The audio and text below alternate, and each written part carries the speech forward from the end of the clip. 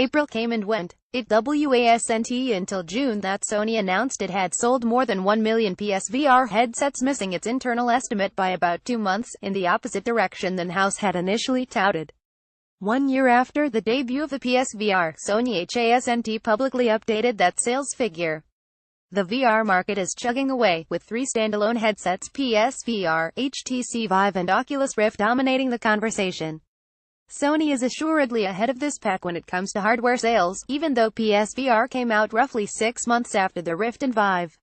Superdata Research estimates HTC sold 420,000 Vives and Oculus sold 243,000 Rift headsets in 2016.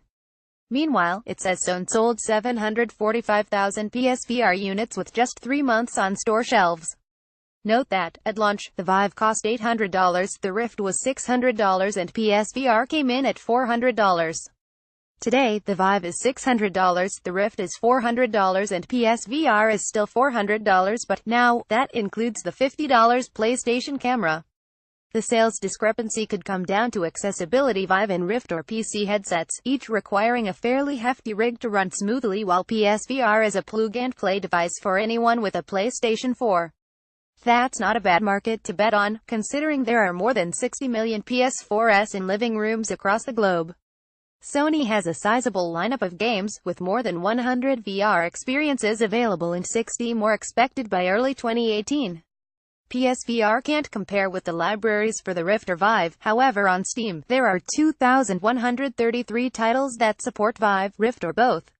Still, Sony's software sales figures are impressive. As of September, the company has sold 9.97 million PSVR games. This includes titles like Res, Fairpoint and Resident Evil 7 Biohazard. That last one is especially noteworthy for Sony. It's a timed exclusive to PSVR and one of the first AAA games to be fully playable in this new medium. Plus, it's fantastic. Different users enjoy different experiences, and it's hard to pinpoint a particular app or experience that is most popular, but we've found that certain genres work very well with VR, and horror is one example, a Sony spokesperson told Engadget. When Resident Evil 7 Biohazard launched earlier this year, the average amount of time PSVR users spent playing doubled.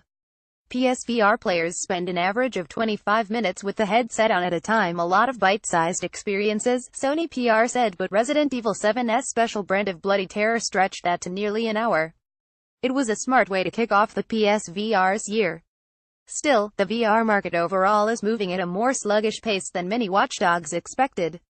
In March 2016, a Macquarie Securities analyst said he expected Sony to sell 8 million PSVR headsets in its first 2 years. Another analyst estimated 4 million sales in its first year.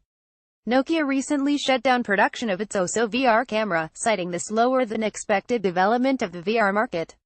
But virtual reality is far from dead. The second generation of VR devices is on its way. Oculus has 2 wireless devices in the works. The $200 Go is scheduled to land in early 2018, and Project Santa Cruz, a truly impressive untethered headset, should ship to developers sometime that year. Earlier this month, Sony revealed an updated version of the PSVR with integrated headphones and HDR pass-through support. It's already on sale in Japan. Microsoft is also diving into the world of mixed and virtual reality in a big way, recently opening a collaborative studio space in San Francisco to help developers create these types of experiences. Globally, Superdata Research expects the VR market to generate $2.2 billion this year, and that estimate jumps to $28.5 billion by 2020. Much of this growth is driven by mobile VR devices including Google Daydream and Samsung Gear VR. PSVR has proven there's healthy interest in accessible, standalone VR, at least when it comes to gaming. What's left to see is how long this intrigue can last.